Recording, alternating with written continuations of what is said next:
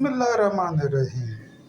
حدیث مبارک صحیح مسلم۔ رسول صلی اللہ علیہ وآلہ وسلم نے فرمایا، طہارت وغیرہ کو دائیں ہاتھ سے شروع کرنا۔ حضرت سید عائشہ صدیقہ رضی اللہ تعالیٰ عنہ سے روایت ہے کہ وہ فرماتی ہیں کہ رسول صلی اللہ علیہ وآلہ وسلم جب طہارت فرماتے تو صفائی میں دائیں طرف سے ابتدا کرتے اور کنگھی کرنے اور جوتا پہننے میں بھی دائیں ہی طرف سے ابتدا کرنے کو پسند فرماتے تھے۔ صحیح مسلم۔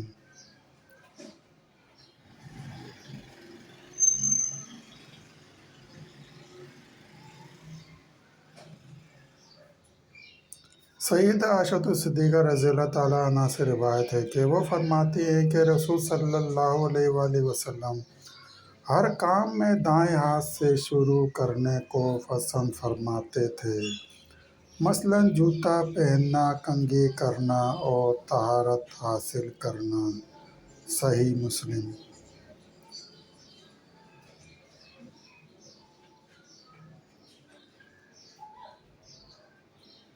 راستے میں اور سائے میں پاخانہ پیشاب کرنے کی ممانعت۔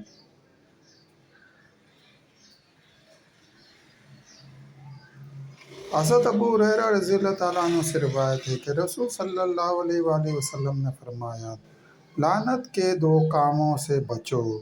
تو صحابہ رضی اللہ تعالیٰ عنہ نے عرض کیا، دو لعنت کے کام کرنے والے کون سے ہیں؟ تو آپ صلی اللہ علیہ وآلہ وسلم نے فرمایا، جو لوگوں کے راستوں میں یا ان کے سائے کی جگہ میں قضائے حاجت کرے، یعنی اس کا یہ عمل موجب لعنت ہے۔ صحیح مسلم۔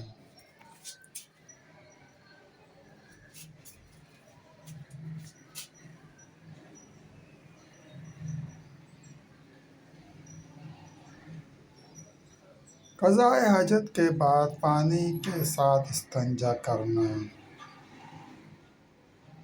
حضرت انس بن مالک رضی اللہ تعالیٰ عنہ سے روایت ہے کہ رسول صلی اللہ علیہ وآلہ وسلم ایک باغ میں داخل ہوئے اور آپ صلی اللہ علیہ وآلہ وسلم کے پیچھے ایک لڑکا تھا جو پانی کا ایک لوٹا اٹھائے ہوئے تھا اور وہ ہم میں سب سے چھوٹا تھا۔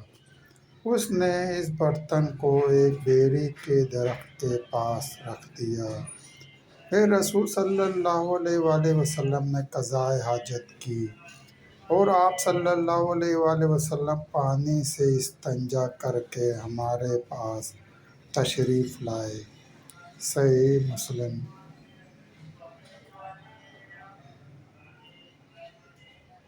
دوستو، سلسلہ بھی جاری ہے۔ مزید حدیث مبارکہ سننے کے لیے چینل کو سبسکرائب کریں اور گھنٹی کے نشان کو لازمی پریس کریں، لائک کریں، شیئر کریں دوستوں۔